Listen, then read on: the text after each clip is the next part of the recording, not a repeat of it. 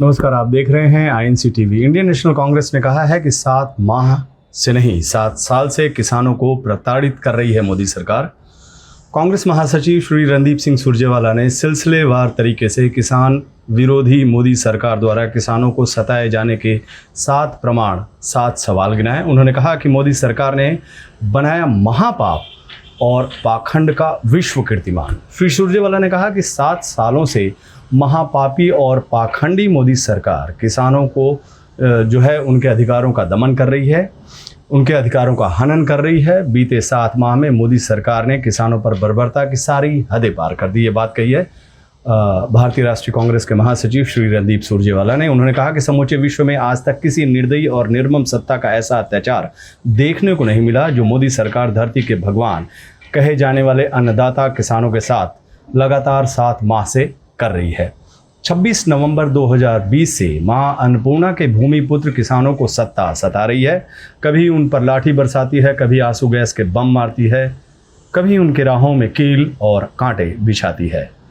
श्री सुरजेवाला ने कहा कि सड़कों पर सोने को मजबूर किसानों को मोदी सरकार कभी आतंकी कभी खालिस्तानी बताती है। अपने बयान में उन्होंने कहा कि मोदी सरकार किस तरह से किसानों को 7 साल से परास्त करने का षड्यंत्र कर रही है और 7 महीने से लगातार प्रताड़ित कर रही है। और इसके साथ साथ उन्होंने इसके साथ जो है वो 7 प्रमाण भी सबके सामने रखें। तो पहला प्रमाण यह है कि 2014 में सरकार बनते ही पहले अध्यादेश के माध्यम से किसानों की भूमि के उचित मुआवजा कानून 2013 को बदलकर किसानों की ज़मीन हड़पने की कोशिश की। जो उन्होंने दूसरा जो पॉइंट रखा वो कहा कि वादा करने के बावजूद 2015 में सुप्रीम कोर्ट में शपथ पत्र देकर किसानों को समर्थन मूल्य पर लागत 50% मुनाफा देने से सरकार ने इनकार कर दिया। जो तीसरा पॉइंट रखा, प्रमाण रखा, तीसरा प्रमाण वो कि 2016 में प्रधानमंत्री फसल बीमा योजना के नाम पर प्राइवेट कंपनियों को लूट की खुली छूट दे दी गई। 2016 में खरीफ से 2019-20 तक इस योजना में लगभग 99,073 करोड़ रुपए के प्रीमियम केंद्र, राज्य और किसानों ने अदा की और बीमा कंपनियों ने 26,121 करोड़ रुपए का मुनाफा कमाया।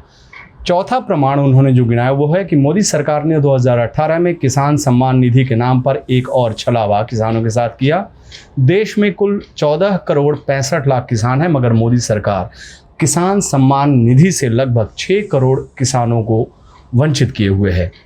उन्होंने कहा कि एक तरफ मोदी सरकार कह रही है कि किसानों को 6,000 रुपये प्रति वर्ष सम्मान निधि देकर हम किसानों की सहायता कर रहे हैं, मगर दूसरी ओर मोदी सरकार ने बीते 6 वर्षों में डीजल की कीमत मई 2014 में 55.49 रुपये से बढ़ाकर 88.65 रुपये कर दी है, अर्थात लगभग 33.16 रुपये प्रति लीटर डीजल के दामों की वृद्धि की गई है। इसी प्रकार खेती में लगने वाले इनपुट जैसे उर्वरक, कीटनाशक, फेरोमोन ट्रैप, ट्रैक्टर, ड्रिप या फिर स्प्रिंकल या जो अलग अलग उपकरण हैं जो खेती में काम आते हैं, उन पर 5 से 18% तक GST लगाने से खेती का लागत मूल्य लगभग 20,000 रुपये प्रति हेक्टेयर बढ़ गया है। एक और मोदी सरकार 6,000 रुपये सालाना देने का स्वांग रचते हैं और दूसरी ओर किसानों की जेब से 20,000 रुपये प्रति हेक्टेयर निकाल लेते हैं। जो 5वां प्रमाण उन्होंने रखा, उन्होंने कहा कि प्रधानमंत्री अन्नदाता आय संरक्षण योजना अर्थात बाजार में किसानों को फसलों के दाम कम मिलने पर सरकार या तो बाजार भाव या समर्थन मूल्य के अंतर का पैसा सीधे किसानों के खाते में डालेगी या खरीदेगी। इस योजना को नियोजित रूप से बंद किया जा रहा है। जो बजट 2019-20 में 1,500 करोड़ रुपए था, उसे 2020 और 21 में मात्र केवल 400 करोड़ रुपए कर दिया गया। जो छठा प्रमाण उन्होंने रखा वो ये है कि कृषि विरोधी 3 जो काले कानून हैं पूंजीपतियों के फायदे को लिए लेकर आए हुए हैं। और 7वां ये कि खुद लागत एवं मूल्य आयोग मोदी सरकार पर अपनी रिपोर्ट में खुलासा करता है कि सरकार समर्थन मूल्य पर दाल खरीदकर ऐसे समय बाजार में उतारती है जब किसानों की फसलें आने वाली होती है, अर्थात जो पूंजीपति हैं उनको लाभ पहुंचाने के लिए बाजार के दाम में जो सरकार है वो तोड़ देती है। किसानों को प्रताड़ित करने पर कांग्रेस ने जो रणदीप सिंह सुरजेवाला हैं उन्होंने 7 सवाल सरकार से पूछे हैं। जो पहला सवाल है वो है कि क्या लागत और मूल्य आयोग ने अपनी खरीफ रिपोर्ट 2021 और 22 में ये आरोप नहीं लगाया कि लागत निकालने के लिए सरकार सैंपल साइज बहुत छोटा रखती है, जिससे सही लागत मूल्य नहीं निकल पाता है। दूसरा सवाल उन्होंने पूछा कि क्या यह सही नहीं है कि सुप्रीम कोर्ट में फरवरी 2015 के शपथ पत्र में सरकार ने माना कि स्वामीनाथन आयोग की 201 सिफारिशों में से कांग्रेस की सरकार ने जनवरी 2014 तक जो 175 थी वो हूबहू लागू कर दी थी, मगर मोदी सरकार ने उसके बाद एक भी कदम आगे नहीं बढ़ाया। तीसरा सवाल उन्होंने कहा कि क्या ये सही है कि 10 जनवरी 2014 को कमेटी ऑफ सेक्रेटरीज की मीटिंग हुई थी, इसमें निर्णय लिया गया था कि कोई भी कानून बनाने से पहले हर विभाग को अनिवार्य रूप से कम 30 दिनों के लिए प्रस्तावित कानून को पब्लिक डोमेन में रखना होगा। मगर क्या ये सही है कि सरकार ने सूचना के अधिकार कानून के तहत ये बात मानी है कि जून 2020 में ये जो कृषि कानून हैं उनको लाने के पहले इनको पब्लिक डोमेन में विचार के लिए नहीं डाला गया? क्या सवाल अगला पूछते हैं वो कि क्या सुप्रीम कोर्ट में सरकार ने झूठा शपथ पत्र दिया है कि किसानों से चर्चा करके ये तीनों जो कानून हैं वो लाए गए हैं, जबकि सूचना के अधिकार तहत जो जवाब में सरकार ने स्वीकारा कि कानून लाने से पहले किसानों से जो चर्चा के कोई भी प्रमाण मौजूद नहीं है। चौथा महत्वपूर्ण सवाल ये उन्होंने पूछा कि क्या जब 3 काले कानून लागू किए तब से ही सरकारी अनाज मंडियां लगातार बंद करना जारी नहीं है? और पांचवा उन्होंने पूछा कि क्या किसान को मंडियों से बाहर देश में कहीं भी अपनी फसल बेचने की आज़ादी नहीं?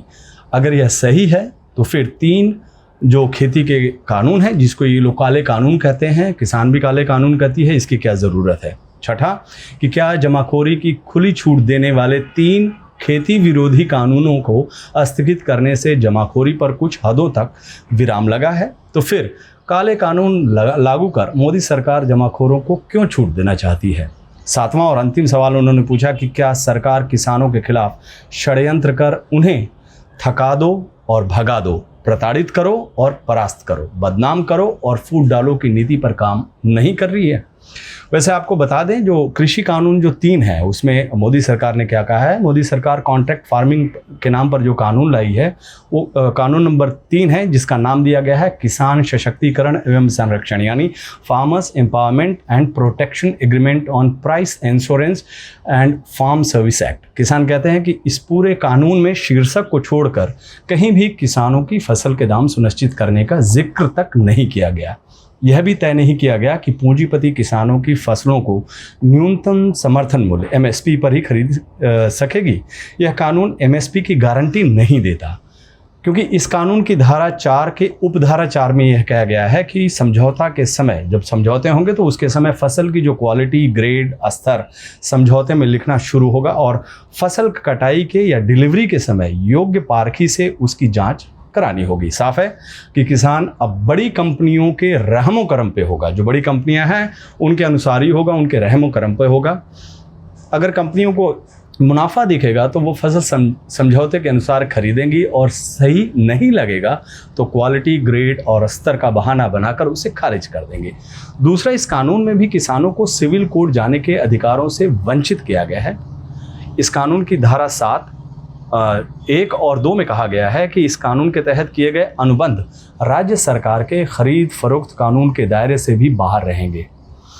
तीसरा, इतना ही नहीं, यह समझौता करने वाले पूंजीपतियों को तो आवश्यक वस्तु कानून 1955 की न सिर्फ स्टॉक लिमिट के दायरे से बाहर रखा गया है, बल्कि यहाँ तो 50 और 100% दामों की वृद्धि के बावजूद भी पूंजीपति को जमाखोरी की छूट दे दी गई है।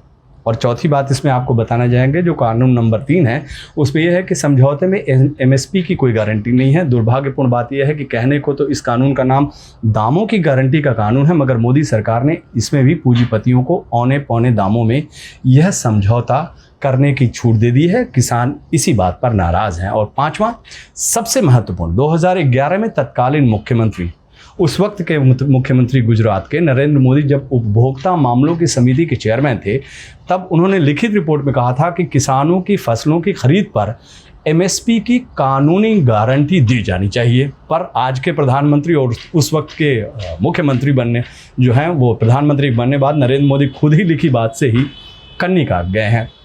अब किसानों का आरोप है कि मोदी सरकार किसान का भला नहीं, कंपनियों का मुनाफा देख रही है और इसीलिए वो 7 महीने से सड़कों पर है। सरकार यह भूल गई है कि यह जो लड़ाई है किसानों की अब निर्णायक है। देश का अन्नदाता किसान और खेत मजदूर वो न झुकने के लिए तैयार है, न डर रहा है, न थकेगा, न रुकेगा। हम देख रहे हैं 7 महीने से ऐसे ही चल रहा है, क्योंकि यह लड़ाई हिम्मत के दिए और सिक्कों के तूफान की है। किसान देश की हिम्मत का दीपक है और मोदी सरकार पूंजीपतियों की सिक्कों की खनक में अंधे हो रोजी रोटी को तबाह करने वाला तूफान। ये किसान कहता है, यह तूफान किसान खेत मजदूर के दीपक की रोशनी को बुझा नहीं पाएगा। जिस तरह से हम देख रहे हैं कि आंदोलन किस तरह से विश्व का बड़ा आंदोलन हो गया है, क्योंकि किसान मजदूर का संकल्प जो है वो सूरज का प्रकाश बन नई क्रांति का सूत्रपात कर रहा है, जो मोदी सरकार द्वारा फैलाए जा रहे अंधियारे को सदा के लिए समाप्त कर देगा। इस बुलेटिन में फिलहाल इतना ही। जय जवान जय किसान।